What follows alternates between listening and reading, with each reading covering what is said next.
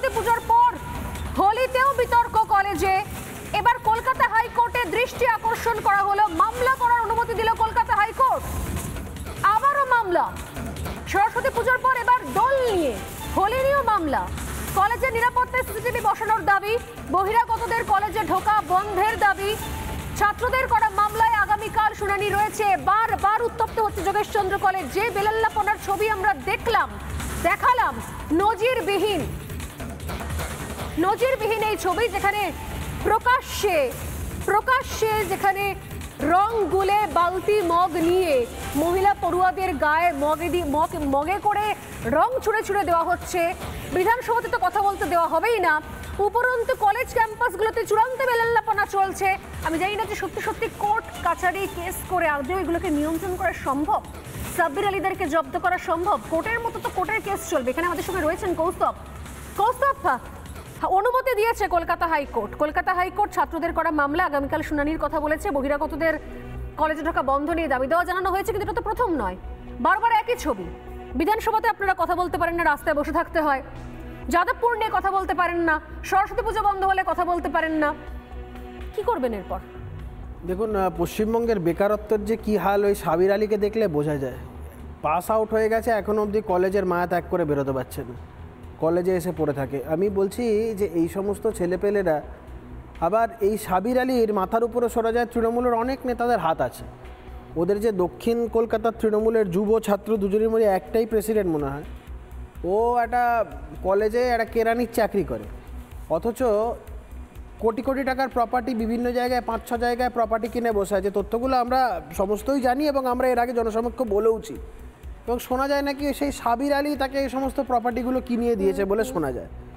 তো এ হচ্ছে সাবির রায় এবং সেই সাবির আলী, এবং এই সাবির আলীকে কেন্দ্র করে গত কয়েক মাস ধরে আমরা বিভিন্ন বিতর্কের কথা দেখেছি।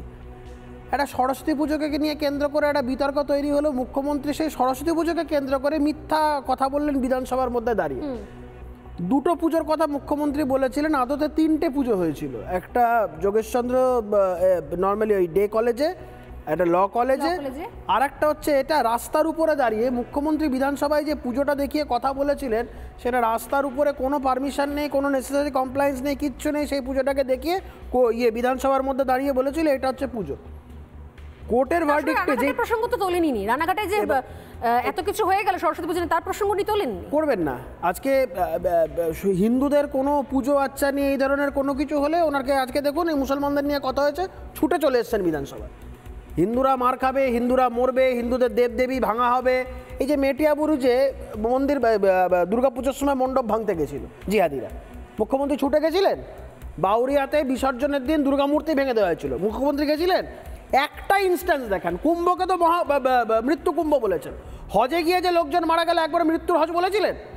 মুখ্যমন্ত্রী খুব সুচারুভাবে তার দুধেল গাইদের স্বার্থে মুখ্যমন্ত্রী সবসময় আছে।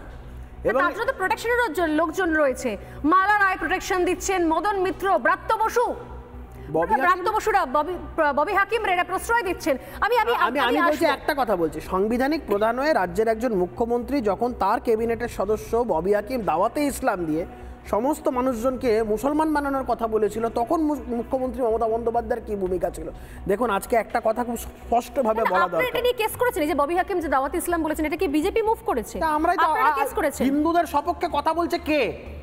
হিন্দুদের সপক্ষে কথা বলছে কারা? এদেশে থেকে আইন তো বলা যায় না। আজকে এই রাজ্যে আমি কাউকে জোর করে ধর্মান্তরিত আমি বলছি এই রাজ্যে তৃণমূল, এই রাজ্যে কংগ্রেস, এই রাজ্যে সিপিএম, মুসলমানদের নিয়ে কোনো কথা হলে তাদের বুক ফেটে যায়, হৃদয় ফেটে যায়, চোখ দিয়ে জল বেরিয়ে আসে। কিন্তু হিন্দুদের বিরুদ্ধে যখন কেউ কথা বলে, একটা দলের পক্ষে দাঁড়িয়ে কথা বলার, বিরুদ্ধে কথা বলার কেউ নেই। রাস্তায় দাঁড়িয়ে গরু খেলে কারোর কোনো কিছু এসে যায় না। আমরা যখন বলি রাস্তায় দাঁড়িয়ে শুয়োর কেন খেলো না, তখন বলবো এই দেখো সাম্প্রদায়িক দল। আমরা এই সাম্প্রদায়িকতার যে অভিযোগ আমাদের বিরুদ্ধে, এটা আমরা আমাদের মাথার মুকুট করে রাখতে চাই। নানা ধরনের কন্টেন্ট দেখার জন্য লাইক করুন, শেয়ার করুন আমাদের ফেসবুক পেজ, সাবস্ক্রাইব করুন আমাদের ইউটিউব চ্যানেল। পাশাপাশি অন্যান্য ব্রেকিং নিউজের জন্য অবশ্যই চোখ রাখুন রিপাবলিক বাংলায়।